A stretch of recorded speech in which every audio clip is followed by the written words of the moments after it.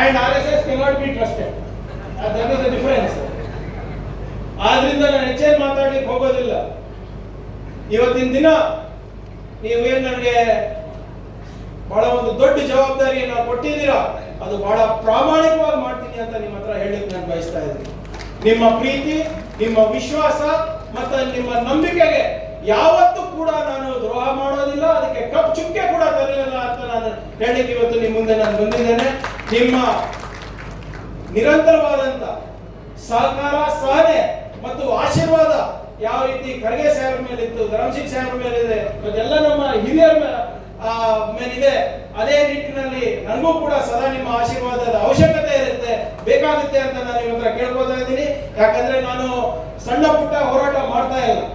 ಇವತ್ತೆಲ್ಲ ನಾವು ಬಹಳ ಕಾಳಜಿ ವಹಿಸಿ ಇವತ್ತು ನಮ್ಮ ಅಧ್ಯಕ್ಷರು ಡೆಲ್ಲಿಯಿಂದ ನನಗೆ ಉಕ್ಕಿನ ಮನುಷ್ಯರಾದಂತ ನಮ್ಮ ಸರ್ದಾರ್ ಪಟೇಲ್ ಅವರ ಪುತ್ಥಳಿಯನ್ನ ನಾನು ಕೊಟ್ಟಿದ್ದಾರೆ.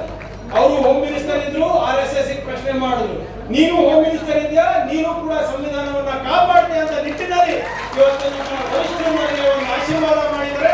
ನಿಮ್ಮ ಆಶೀರ್ವಾದ ಇರೋ ತನಕ ಯಾವ ಮೋದಿ ಸರ್ಕಾರ ಕೂಡ ಒಂದು ಏನು ನನಗೆ ಮಾಡ್ಲಿಕ್ಕೆ ಆಗೋದಿಲ್ಲ. ಸಂವಿಧಾನ ಇರೋ ತನಕ ಯಾರು ನನಗೇನು ಮಾಡ್ಲಿಕ್ಕೆ ಆಗೋದಿಲ್ಲ. ನನ್ನ ಪ್ರಾಮಾಣಿಕ ಪ್ರಯತ್ನ ನಮ್ಮ ರಾಜ್ಯಕ್ಕಿರುತ್ತೆ, ನಮ್ಮ ಪ್ರಾಮಾಣಿಕ ಪ್ರಯತ್ನ ನಮ್ಮ ಪಕ್ಷಕ್ಕಿರುತ್ತೆ. ಬುದ್ಧ ಬಸವ ಅಂಬೇಡ್ಕರ್ ಅವರ ತತ್ವ ಸಿದ್ಧಾಂತವನ್ನು ನಮ್ಮ ಸಮಾಜದಲ್ಲಿ ನಾವು ಅನುಷ್ಠಾನ ಮಾಡೇ ಮಾಡ್ತೀವಿ ಅಂತ ಏನು ನಾನು ಒಂದು ಪ್ರಮಾಣ ಮಾಡಿದ್ದೀನಿ, ಅದನ್ನ ನಾನು ಈಡೇರಿಸ್ತೀನಿ ಅಂತ ಹೇಳಿ ನಾನು ಬಯಸ್ತಾ ಇದ್ದೀನಿ. ಸದಾ ನಿಮ್ಮ ಆಶೀರ್ವಾದ ನನ್ನ ಮೇಲೆ ಇರಲಿ ಅಂತ ನಾನು ಕೇಳ್ಕೊಳ್ಳುತ್ತಾ ನಾನು ಎರಡು ಮಾತು ಮುಗಿಸ್ತೀನಿ. ಜೈ ಹಿಂದ್, ಜೈ ಕರ್ನಾಟಕ, ಜೈ